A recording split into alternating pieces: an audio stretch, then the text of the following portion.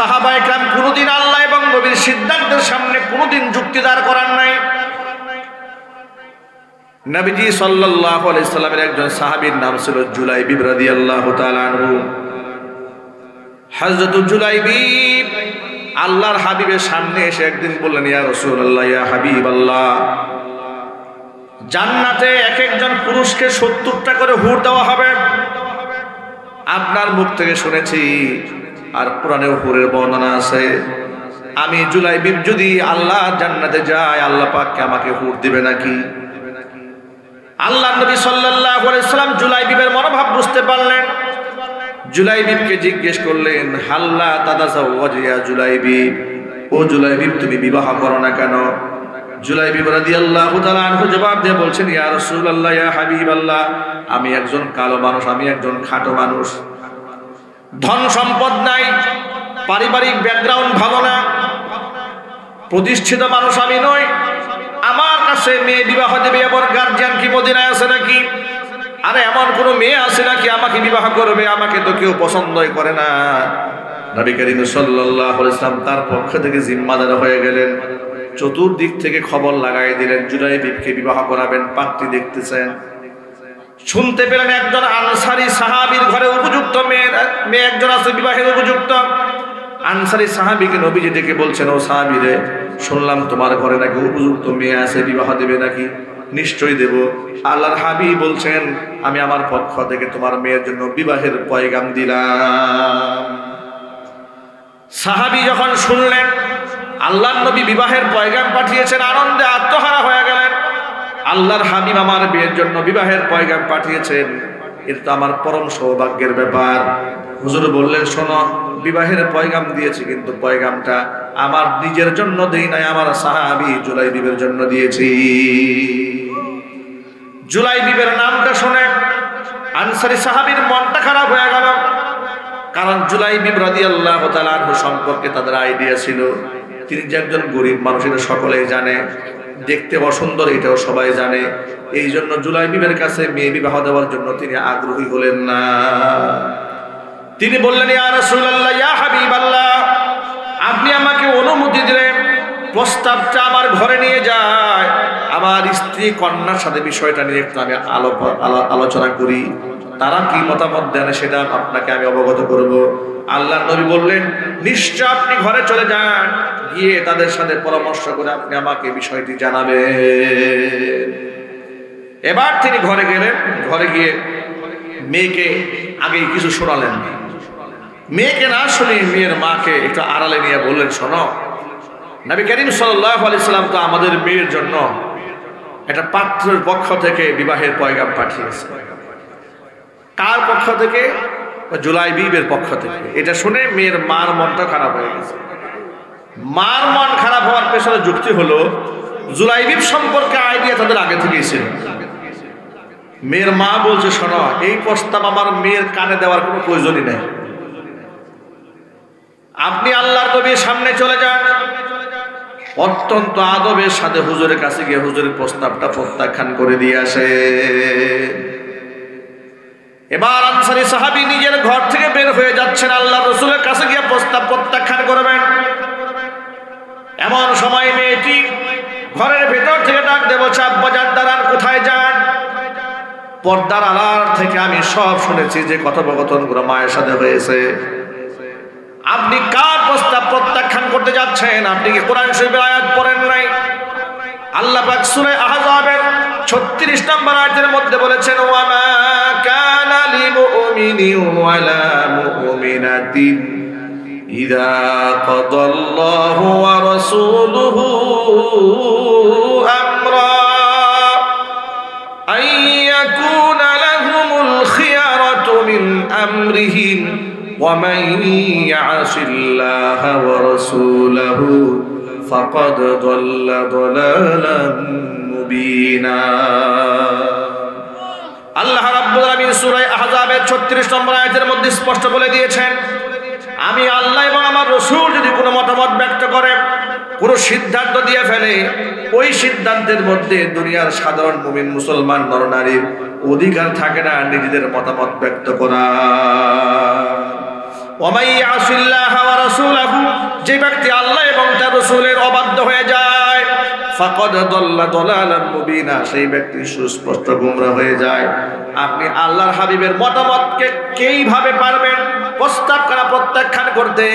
বরং আপনি আল্লাহর হাবিবের কাছে গিয়ে বলবেন, ও নবীজি, যে প্রস্তাবখানা আপনি দিয়েছিলেন আমার মেয়ের জন্য জুলাইবিবের পক্ষ থেকে, আপনার সিলেক্ট করা পাত্র জুলাইবিবকে বিবাহ করার জন্য আমার মেয়ে মন থেকে রাজি হয়ে গেছে। চিৎকার যখন আল্লাহু আকবার। তারা কখনো নিজের মতামতকে আল্লাহ রাসূলের মতামতের উপর প্রাধান্য দেন নাই। জুড়ে বলেন সুবহানাল্লাহ। যুক্তির ধার ধারেন নাই, তর্কের ধার ধারেন নাই, শুধু দেখেছেন আল্লাহর নবী সাল্লাল্লাহু আলাইহি ওয়াসাল্লাম কি বলেছেন। এই জুলাইবিব রাদিয়াল্লাহু তাআলা আনহু দেখতে কালো মানুষ হলেও, খাটো মানুষ হলেও আল্লাহর হাবিব তার সম্পর্কে বলেছেন, জুলাইবিব আমি নবীজি, আমি মুহাম্মদ সাল্লাল্লাহু আলাইহি ওয়াসাল্লাম জুলাইবিবের দাম আছে না নাই? আলোচনা বলেন।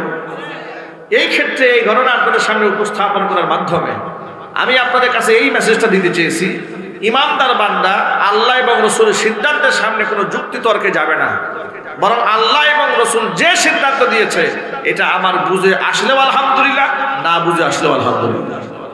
কথা ঠিক কিনা বলেন? কোনো যুক্তির সামনে দাঁড় করানো যাবে না। দেখুন, আজকে আমাদের গোটা সমাজের মধ্যে মুসলমানদের বিভক্তির কারণে যে ক্ষতিটা হয়েছে, বিগত স্বৈরাচারের আমলে এদেশের আলেমরা যে পরিমাণ নির্যাতন টর্চারের শিকার হয়েছে, এটা আলেম উলামাদের বিভক্তির কারণে হয়েছে। কথার আওয়াজ। যদি উলামাদের ঐক্য থাকতো এত আলেম জেল খাটতো বাংলাদেশে? যদি উলামাদের ঐক্য থাকতো তাহলে আয়না ঘরে রেখে এত আলেমদেরকে নির্যাতন করা হতো? কোনদিন এটা করা হতো। বরং কি হয়েছে জানেন? এক শ্রেণীর আলেমকে রিমান্ডে নিয়ে যখন নির্যাতন করা হয়, আরেক শ্রেণীর আলেমদেরকে দিয়ে বড় বড় হাদিয়া দিয়ে বড় বড় প্রোগ্রামে অংশগ্রহণ করানো হয়। আর সেই আলেমরা খুশি হইয়া বলে যে ওই সমস্ত আলেমরা জেল খাটতেছে কারণ ওলিদের সাথে তাদের কোনো সম্পর্ক নেই, আর আমরা জেল খাটি না কেন? ওলিদের সাথে আমাদের খুব ভালো সম্পর্ক। এই বক্তব্যটি দিয়েছিল বাংলাদেশের কুখ্যাত এক মাজার পূজারী বক্তা গিয়াসউদ্দিন তাহেরি। সে বলেছে আল্লাহর ওলিদের সাথে সম্পর্ক থাকার কারণে আমাদের উপর এই সমস্ত মামলা টামলা হয় না, পুলিশ আমাদেরকে দৌড়ায় না, আমরা পুলিশ বান্ধব সুন্নি। এরা নাকি পুলিশ বান্ধব। বুঝতে পেরেছেন?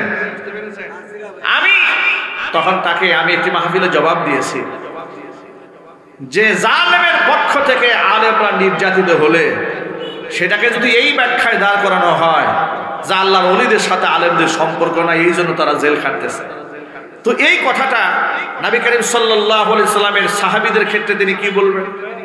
হুজুরের ক্ষেত্রে তিনি কি বলবেন? আইম্মায়ে মুজতাহিদিনদের ব্যাপারে তিনি কি বলবেন? ইমাম আহমদ ইবনে হাম্বল রাহমাতুল্লাহি আলাইহির ব্যাপারে কি বলবেন? ইমাম আবু হানিফা রাহমাতুল্লাহি আলাইহি যার মাসলাকের ফলোয়ার আমরা, যাকে আমরা অনুসরণ করি ফিকহের ক্ষেত্রে, ফিকহে হানাফি, তার ব্যাপারে কি বলবেন? তাকে তো জেলখানার মধ্যে হত্যা করা হয়েছে, তিনি জেলের মধ্যে শাহাদাত বরণ করেছেন। চিৎকার যখন আল্লাহু আকবার। এবার একটু হাদিস শুনেন, আল্লাহর নবী কি বলেন?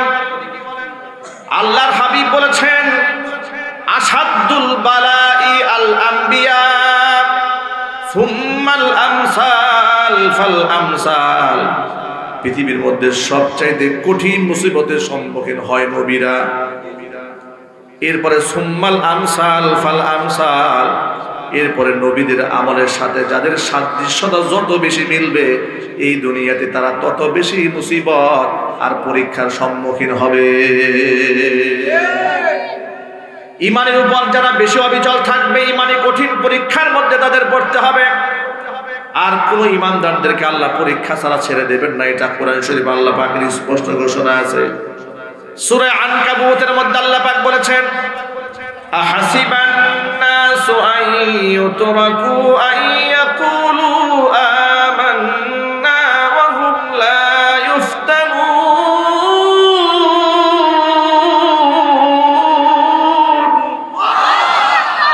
আহাসিবান নাস, মানুষ কি মনে করেছে নাকি আইয়ুতরাকু, তাদেরকে ছেড়ে দেওয়া হবে। আইয়াকুলু আমান্না, আমরা ঈমান এনেছি এতটুকু বললেই তাদেরকে ছাড় দেওয়া হবে। অহুম লা ইফতানুন, কোনো পরীক্ষা করা হবে না, তারা বুকার স্বর্গে বসবাস করছে। ওয়ালাকাদ ফাতান্নাল্লাযীনা মিন ক্বাবলিহিম ফালা ইয়ালামান্নাল্লাহুল্লাযীনা সাদাকু ওয়া লা ইয়ালামান্নাল কাযিবিন। এর পূর্বে যারা দুনিয়াতে এসেছিল তাদেরকে আমি ঈমানি পরীক্ষা নিয়েছিলাম। আমি আল্লাহ তাআলা অবশ্যই পরীক্ষা নিয়ে দেখতে চাই ঈমানের দাবিতে কে সত্যবাদী আর ঈমানের দাবিতে কে মিথ্যাবাদী। পরীক্ষা যদি না হয় তাহলে রেজাল্ট ভালো কার খারাপ কার এটা কি বোঝা যাবে? কে ভালো পড়াশোনা করেছে আর কে করে নাই এটা পরীক্ষা না হলে বোঝা যায়। বিপদে পড়লে বোঝা যায় ঈমানের দৌরাত্ম্য কতটুকু। আল্লাহর কসম, এদেশের মুসলমানরা একবিংশ শতাব্দীতে দাঁড়িয়ে এমন আলেমদেরকে দেখেছে যারা হাসি মুখে ফাঁসির রশি গলার মধ্যে ঝুলিয়ে নিয়েছে কিন্তু বাতিলের সাথে মাথা নত করে নাই। যারা বছরের পর বছর জেল খেটেছে, 10 বছর 12 বছর 13 বছর কারারুদ্ধ থেকেছে, সামান্য কম্প্রোমাইজ করতে পারলে তারাও রুটি হালুয়ার ভাগিদার হতে পারতেন, তারাও পীর আনে পীর দস্তগীর হতে পারতেন। তারা সেই তরিকায় হাঁটে নাই, লোভ লালসার পথে পা বাড়ান নাই, তারা শাহাদাত বরণ করেছে, জীবনটাকে বিপন্ন করে দিয়ে বাতিলের সামনে চোখে চোখ রেখে কথা বলেছেন। কথা বলে ঠিক কিনা বলে?